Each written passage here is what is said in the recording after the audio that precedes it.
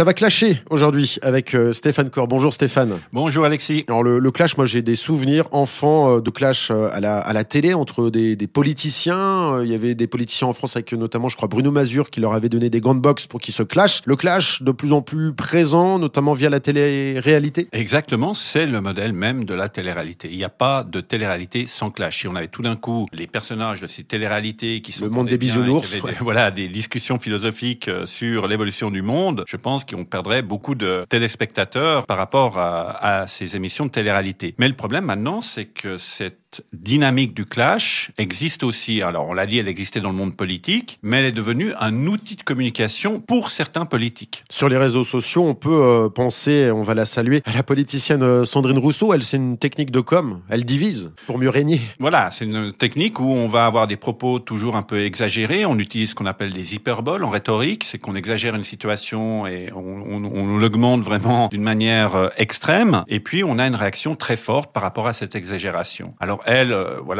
un de ses éléments de communication, c'est de communiquer sur l'inégalité, on va dire, entre les hommes et les femmes, mais en dénonçant, bien sûr, les hommes à tout niveau.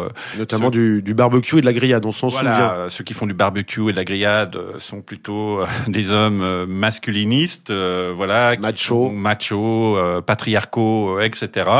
Désolé pour les femmes qui font le barbecue, mais c'est comme ça. Le clash va diviser l'opinion, mais quelles sont aussi les conséquences du clash, notamment pour Sandrine Rousseau, si on prend son cas? Alors, quand on est vraiment dans ces types de communication, il y a quand même des risques que certaines personnes récupèrent ces communications, ironisent dessus. Et d'ailleurs, concernant cette politicienne, un compte parodique a été créé, et c'est pas juste une évaluation du contenu du compte, il s'affiche comme étant un compte parodique officiellement, donc il indique bien sûr la couleur. Et ce compte-là, s'appelle Sardine Ruisseau, voilà, pour pas le citer, et il ironise sur beaucoup des propos qui sont sortis de cette manière. Alors, la politicienne ne l'a pas forcément accepté et elle a décidé de communiquer sur le fait que c'était un compte qui la cyber-harcelait. Il y a le cas des politiciennes qui utilisent le clash pour faire passer des messages et aussi les entreprises maintenant qui s'en servent pour mettre en avant des produits. Oui, ça arrive aussi des fois où on va faire des bad buzz. Alors, on a de la peine à savoir si ces entreprises le font consciemment ou c'est des fois des erreurs de communication. Elles passent en tout cas par des erreurs de communication. Après, les grosses entreprises, elles ont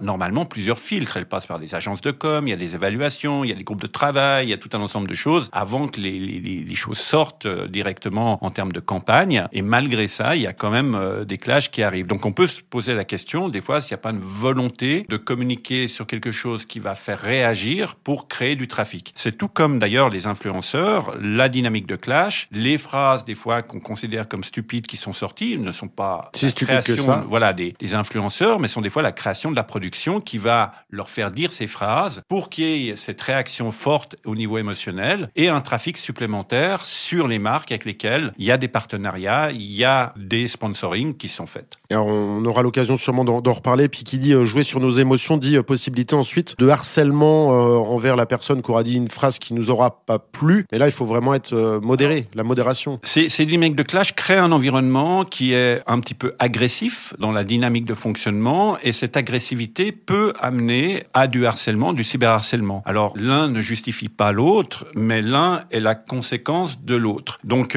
bien sûr que le harcèlement, quelle que soit sa forme, est inacceptable et que rien ne peut le justifier et qu'il faut le combattre. Stéphane Cor, merci. Merci à vous. Et à très bientôt. À très bientôt.